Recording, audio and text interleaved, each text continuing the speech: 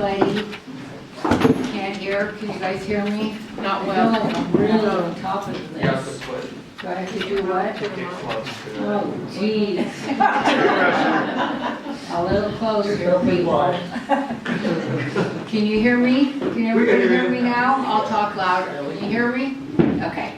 Well, I wanted to welcome everybody on behalf of Ava and Precious to celebrate our Normie, who he really didn't like me calling him Normie in front of other people, but I still did it, so. So I'm gonna read some things and tell you how everything's gonna unfold, and I just wanna really say on behalf of Ava how grateful she is for everyone coming and celebrating Norman. He was a very unique individual, and I've known him a very long time, 1986. So my whole life in sobriety, I've known Norm and Ava. So been a long relationship and super grateful for that, like family. Norman Lee Motter entered this world on May 4th and departed October 4th, 2024. Born to Maurice and Catherine Motter in Sturgis, Michigan, Norm had one brother, Richard, and 4 sisters, Connie, Mary, Pat, and Loretta. And everybody loves Connie and Mary so much. And we didn't get the opportunity to know Pat and Loretta like we did Connie and Mary. But what a gift if you had either one of them in your life. You could have a lot of laughs and a lot of tears. In his final few days, Norm woke up one evening and asked Ava if he was in a church. Ava had the room in a soft amber light and photographs all around him. Ava asked, "Why do you ask that, Norman?" And he said, "Because everyone is here praying over me." Ava asked, "Is that okay?" And Norm said, yes, it was, and he fell back asleep. Ava believes all of his relatives and closest friends were there guiding him home. Norm was married before Ava to Betty and has 4 stepchildren from that union: Shelley, Eric, Michael, and Nick. His grandchildren are Gibson and Audrey, and Dana and Nathan from his daughter Elizabeth. Norm was butch until he graduated from the School of Hard Knocks in 1975 into the Rooms of Recovery, where he became Norman Motter and remained a dedicated member of AA with 48 years sober. Norm truly believed in and lived the principles of AA. Norm lived by the AA Big Book, and it was his Bible and how he conducted himself for 48 years. And the message he passed on tirelessly. Norm prided himself in never missing a meeting, no matter what, wherever he was in the world, and until his health prevented him from going a couple of years ago. In his last days, meetings were held in his bedroom. Norm met and married Ava, formerly known as Dee Dee, in 1975, and they built a life around recovery, motorcycle rides, adopting and rescuing cats and dogs, and travel. Norm went to work for mill foreman and learned plumbing and sheet metal trade. He eventually retired from the union after working all over the North Bay. After retiring, he took on a full-time maintenance job of a ranch in Petaluma. Norm probably loved animals more than people, but his closest friend was Russell Kimberly, also a nod to beautiful Russell, Miss, and also considers Ralph Ruiz and Tom Bodell as close friends. He was private and also incredibly entertaining and loved to tell a story, whether embellished or not, did not matter. For example, on a trip to Hong Kong with Ava, came upon a group of young girls, and Norm told the young girls that Ava was a Hollywood movie star. So they all surrounded her for her autograph. Ava traveled literally across the whole world. Europe a number of times, Germany, Thailand, Hong Kong, Mexico, Canada, and the United States. He loved being funny and getting attention. He held Riley and Shar, also not too beautiful people, and Lisa very close to his heart. He was a dedicated, loving uncle. The true love of his life is Ava. Ava dedicated herself to loving and taking care of Norman, not just for the last 48 years, but as a full-time caregiver in his last few years. By herself, she attended to his every need and wish and made every moment on earth filled with love and care and devotion, and left nothing unsaid or undone.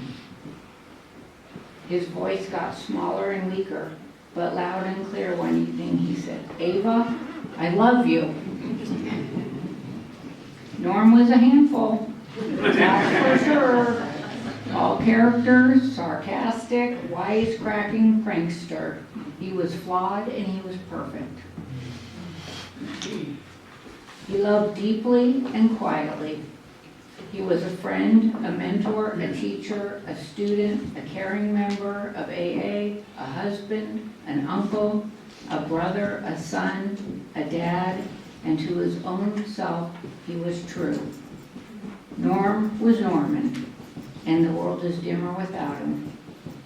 He would love you to adopt or foster or help animals in need in his honor. Norman's house was filled with dogs and cats that he adopted, found, or rescued, usually pretty mangled and unwanted. Norm loved and cared for them passionately. His dog Precious, who's here today, misses him very much. All right. Ava has selected speakers that are going to come up. And Nick has a slideshow for us after that, and we have some music by Tom and Ted. Afterwards, please stay and join us for fellowship and food. Also in the back there by the photograph, there's a basket with some some cards. If you have the time or inclination, if you could put down a memory, a note, a thought, a story, something funny for Norm, about Norm for Ava, and she's going to keep them in a box and be able to look through the cards at a later date at her convenience and when she wants to, and go down memory lane. We would really appreciate it. And again, just thank you for being here and celebrating Norm, a life well lived. Right.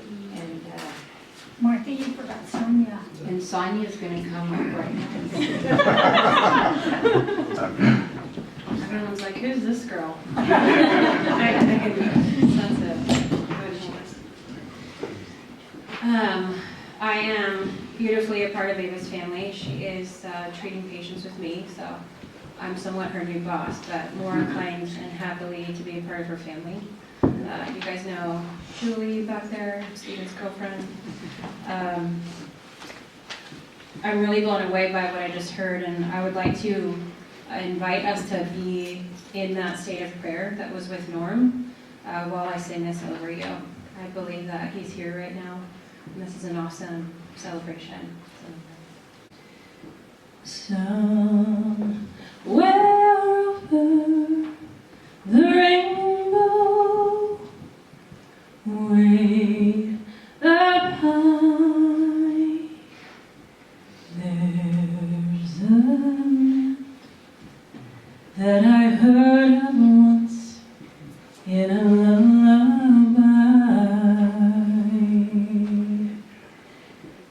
Somewhere over the rainbow, skies are blue, and the dreams that you dare to dream really do come true. Someday I'll wish upon a star and wake up where the clouds are far behind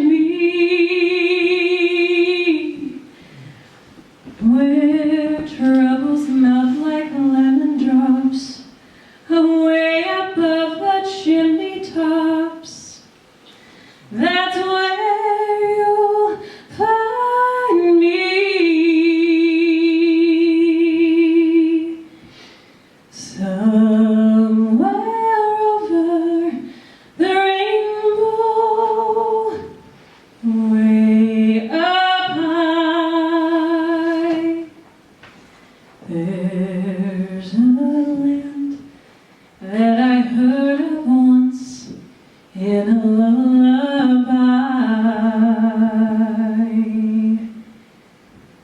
Someday I'll wish upon a star and wake up where the clouds are far behind me, where troubles melt like lemon drops away above the chimney tops. That's where you'll find me.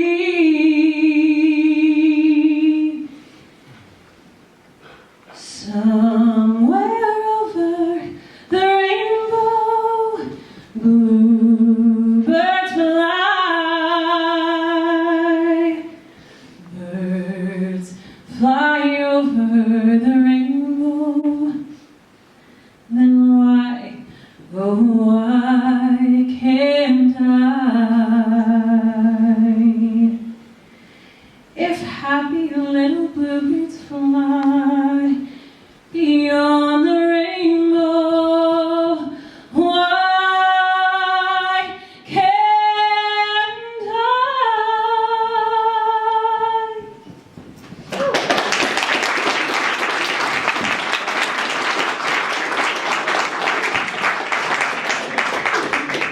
Yeah.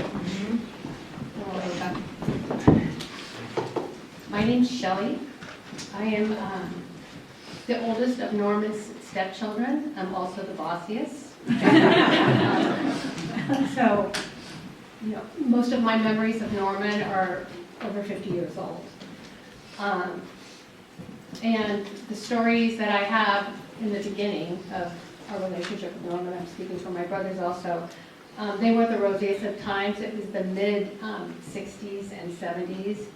And it was a time of drug addiction, when drug addiction was alive and well, and our family and many others were caught up in its grip. So I'd like to share a few funny stories of the drug days. The pain, the drama, the chaos that was in our family. Like the time my brother Eric flushed Norman's drugs down the toilet and chased him around the house. Eric was pretty clever. When he got around the corner, I think he stuck out his foot and tripped him. And it didn't end up well for either of them. The time we all went to Kmart with old shoes as a family and came out with new shoes without stopping at the register.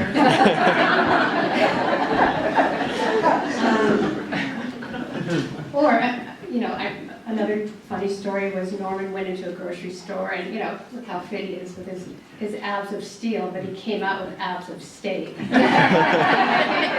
were filet mignon. But then there was a lot of sad stories, just a lot of arrests, jail time, not coming home. But somehow our parents always took care of us. We were fed, we were taken care of, we didn't die. Thank God. We were that kind of hippy-dippy hillbilly eulogy family that, you'd see on the side of the road in an old van and you'd just look at them and say like, oh, those poor people. that was us. But, all these stories might sound funny now, and honestly, some of them are. But the truth is that addiction is not funny. Addiction is a liar, a cheat, and a thief, and it takes a lot. So, as much as I'd like to go on, and as much as the story of addiction shaped our lives, I prefer the story of recovery. So in the, I thought it was the late 70s, but it sounds like it was the mid-70s, that my mom and Norman split up. And by the grace of God, Norman somehow found his way to sobriety. He got clean, he found a program, and he met beautiful Ava. But I'm sure somebody else will have the honor of telling that story a bit more. So through recovery, my brothers and I, we got to spend some quality time with my dad, Norman, a man I once saw as hardened and not to be messed with. But after years of working the program, I saw him completely differently.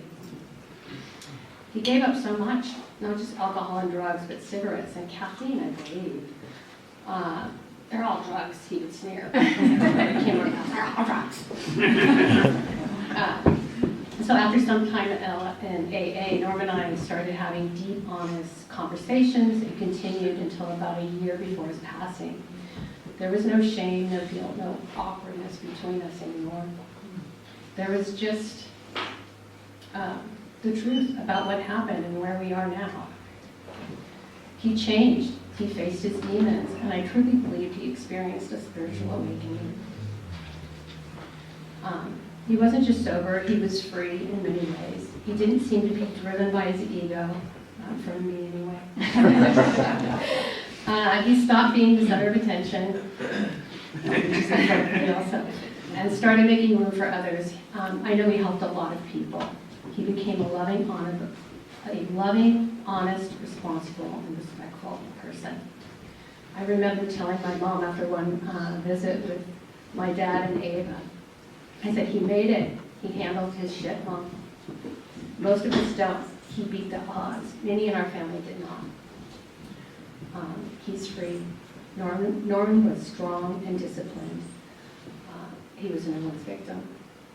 Norman stopped learning from his pain. He stopped avoiding the discomfort of life and embraced it instead. Life on life's terms. AA restored him to sanity, and in doing so, he made living amends to all of us. Wow. I'm so grateful my dad Norman was in our lives. I'm grateful we got to see him become the man he was meant to be. Thank you, Dad, for the love, the lessons, and the laughter. You will be forever missed.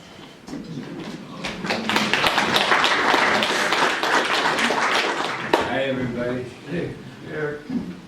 I invited Michael.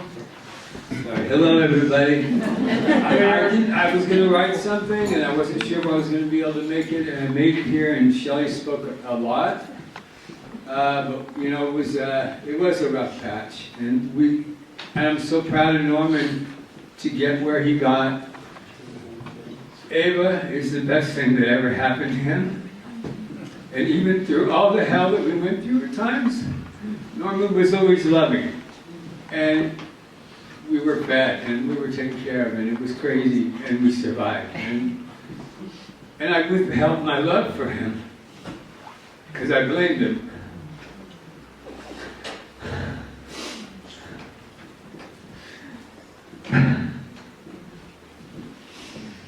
And it wasn't his fault.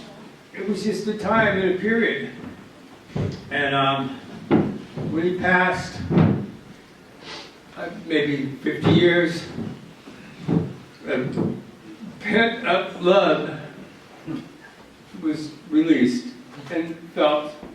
And I love that man. He was a man's man, and he was awesome. And I'm grateful that he was my stepfather. And I'm honored. And I'm motivated by his recovery to mentor others in life from my experience of what I saw and I grew up. And thank you, Nick.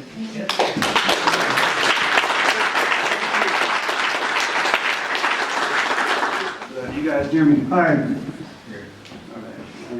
These are my beautiful children, Audrey and Gibson. Hi everyone. I go by Nicky, but my legal name is Norman. I'm Norman's youngest child. Technically and genetically, he wasn't my father. My mom married him while she was 7 months pregnant with me, and I was named after him. He was the only father I really knew till I was almost 7 years old. Some of my very first memories are of him taking me to the family grocery store to do the family shopping. He said, I was in charge and I could pick out everything. You know, I was 4 years old. That was the kind of guy he was. Like, he made everyone feel special. So I filled up that cart with zoom zooms, wham whams, everything you could think of. And then he started, you could tell his brain was just tinkering. He was like, as to not upset Mother, maybe we should get, eggs and maybe some milk and hygiene products. Yeah, that's a good idea. That's a good idea. He made me think it was my idea. So he's like, yeah, we don't want to get in trouble with her. No. So he made me feel really, really special. And he did that with every kid he ever met throughout his whole life. He had a way of turning everything into an adventure. Even when he was at his lowest, he would make sure we had something fun planned, no matter what. Even after my mom and Norm divorced, he always would have me and my brother Michael, who was very close to me and couldn't make it. It was very, very sad that he couldn't make it. He would have us come up to visit him and Ava for 2 weeks each summer. That continued well into our teens. First, it was the little white house in Petaluma on Keokuk Street. And then later it was the mobile home in Roder Park. And even, I think it was Connie's condo. So every summer, 2 weeks, it was just like heaven. He taught us all the things little boys and young men should learn that we didn't know, and we didn't know what we didn't know. My mom was working her ass off till 3 in the morning every night trying to support us, so she couldn't be the father, so he did all that stuff. He was super busy working. He always planned out stuff for us when we came up. Camping, boating, riding, motorcycles. He even took us to meetings. Hot coffee and cigarettes were mandatory. Back in those days, he left with red eyes. And it was nuts. By the time I was 12, I'm not even exaggerating, I must have been to over 500 meetings. Because we'd go to 3 a day, like 2 weeks every time we'd come up. And I created a map, but it was a lot. I think by the time I was maybe 12 years old, I could recite the 12 steps, the 12 traditions, and I swear I knew the first 164 pages by heart. It was a lot. But we really look forward to our trips. Ava Dee back then was like our cool aunt. Whenever my brother and I did something that we, thought we were going to get in trouble for, we were kind of scared of Norm a little bit, and imposing. We'd always go to Ava like, he's going to kill us. But she always managed to smooth things over, Norm had a certain way of telling you were messing up without saying a single word. We called it the stare. He would just look. You knew you were in trouble. You knew you were messing up. So I had a healthy fear of disappointing him. Once, while he was at work, this is at the Keokuk Street house in Petaluma, my brother and I were horsing around, fighting actually, and my brother threw me through a wall in the kitchen, with a big old hole about the size of a dinner plate in there.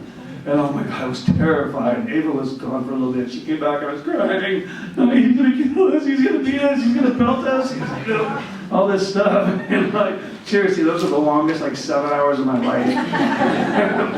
And he got home. First Ava, she goes, you're gonna be okay. He's just a big teddy bear. No, he's not. And he got home. He walked straight into the kitchen like with a magnet, straight to the hole in the wall. Came right back out in the living room where Michael and I were there, kind of our knees were shaking. He gave us the stare, but this time it was twice as long. And we were worried. We were really worried. But he just looked at us and he said, I remember, he looked at us and he said, looks like you kids are going to learn how to patch a drywall. And that's all he ever said, let it go. The next morning when we woke up, I swear it was already patched. He must have been up there 10 at night doing the whole thing. All it needed was a coat of paint by that point. We had a lot of teachable moments those summers. As far as teaching, he had kind of this psychic-like ability to know how to approach every situation. He knew when to give tough love, and he knew when to let it go. He also taught me how to be a father once I was a little bit older. Every summer he took us camping to a different lake, Placer Lake, Clear Lake, Pillsbury, I can't remember them all, but when I was 11, my brother was 12, he taught us how to ride a motorcycle. And I remember his instructions exactly to the word. He said, this is the front brake, this is the rear brake, this is the throttle, this is the clutch, this is the gear shifter. 1 down, 4 up. See you in 5 hours. And we grinded the gear, pop clutch, did wheelies, jumped that thing like 20 times, but yeah, in 5 hours we knew how to, we were out of gas, we had to push it back. And we knew how to ride a motorcycle. And the next summer we came up and he took us to the old Honda shop in Petaluma. They had a big, huge field to ride bikes, miles and miles of tracks and stuff. And he said, okay, just come home when you're ready. And it's about a 3 or 4 mile ride, and we're 11 and 12 or 12 and 13. I go, well, how do we get home? He goes, we ride home. I go, but we're going to get arrested. We're going to get busted. We're young. He's all, I got a plan. I'm all, okay. Just look older. Oh my God, it was like a classic Norman. Even after my brother Michael stopped coming up, I continued to visit. First by myself, I did a couple summers alone, and then with my first wife Amy, we came up, stayed with Ava and Norman in Roger Park. And then with my second wife, Brooke, who was the mother of both my children, we came up and visited a few times. First it was just this gal, she's a little baby. You'll see some pictures of her on the slideshow later. And he's just so freaking good with kids. He knew just intuitively how to talk to kids and what they needed and what they didn't need. Same 2 kids, same age, completely different approaches for different kids if they needed it, So anyway, I lost 2 of my wives. So I have an idea of what lays ahead for Ava, and she was a rock for Norman, and I hope that in the coming months and years that we can all be there for Ava, because it's a lonely place. It's hard, after this crowd leaves and things settle down, it gets quiet in that room, and nights are not easy and stuff. So I'm hoping we can shower her with love, and we don't forget about it, even if it's just a call here and there, anything to let her know she's being thought about and loved. And I concur with my brother Eric. Ava was the greatest thing that ever happened to Norman, like not even close. I mean, he was a pervert for sure, but definitely the greatest thing that happened. So I'm closing. I'm going way too long. I'm sorry. While I'm sad for Ava and I'm sad for myself, but at the same time I'm extremely happy and lucky to have had such a wonderful human being for a father in my entire life. Thanks so much, Ava, for letting me talk and be part of this. Thank you. And next up we have, was it Mark? Mark. Thanks. Well, my name is Mark Kimberly, and Russell Kimberly is my dad, and he was Norman's best friend for many years. So basically, I'm here in his place. Where to begin? What does a guy say about Norman Motter? There's too many things to say. I went on for 4 pages here, so I tried to keep it short, but I thought long and hard, and I kept coming up with another memory. And I'm going to try to share them with everybody. First of all, I feel like I have a responsibility here today to Norman and Ava, and to everybody here, just because I'm up here. I feel responsible to try and help make today not a sad event, but a happy event, because that's what Norman wants. That's what he would have done, right? This guy was happy and smiling and laughing all the time.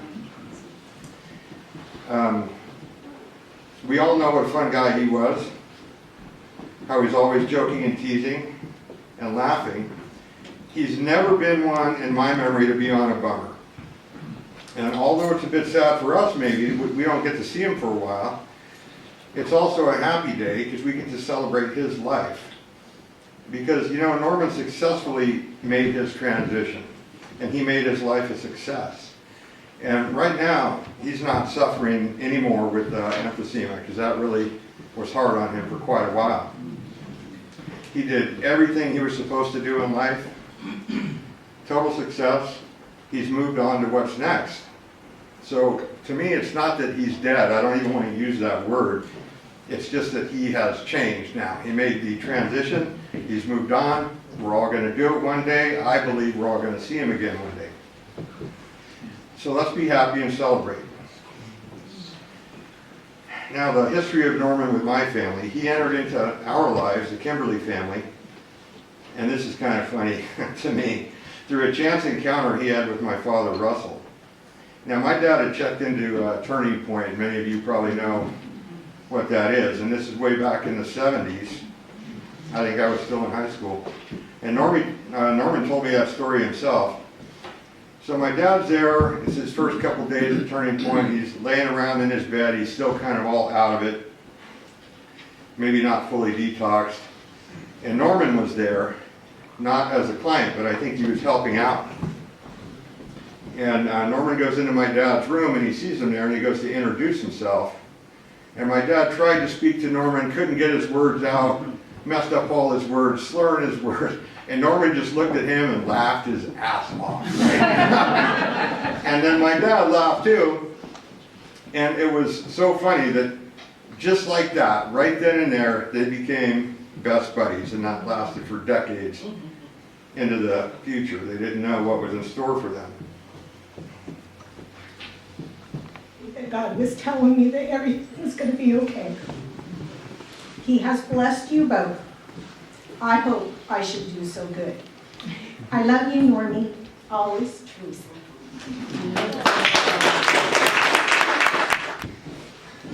Hi, I'm Ann. I knew Norm for about 20 years through our pets, through our dogs, at the dog park. Ava invited me to speak about Norm's love of animals. When he was a little boy, Norm would bring home stray dogs. If a dog went missing, neighbors would say, "Go to the Motter's house." His mother would make him return them. Years later, Norm and Ava moved into their first home. Ava was working in the bedroom one day when Norm tapped on the window. "Come out front, I have something for you." Ava headed to the front door wondering what it could be. Maybe a housewarming gift. She opened the door and Norm presented her with a mother cat and its litter. From then on, they never had a house without animals. They had a St. Bernard, 2 Rottweilers, a poodle, a Chihuahua, a couple of small dogs, and many kitties. One time Ava told Norm, "I can't have anything nice in this house because the animals mess it up." He said back, "Look at all the outdoor space we have. There's plenty of room for animals." Ava accepted that he never knew when to say no. The animals were what mattered to him. In fact, he liked animals better than people.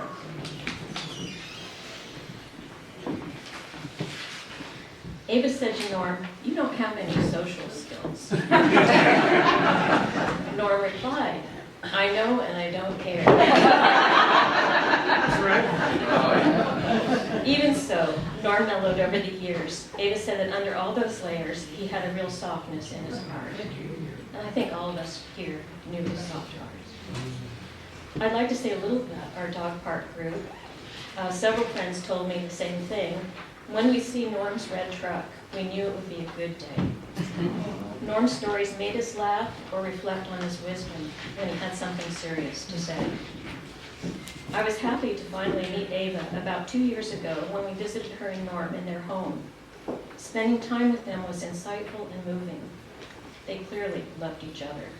They put a lifetime of love into tender embraces while we talked of ordinary things and caught Norm up on his dog park friends.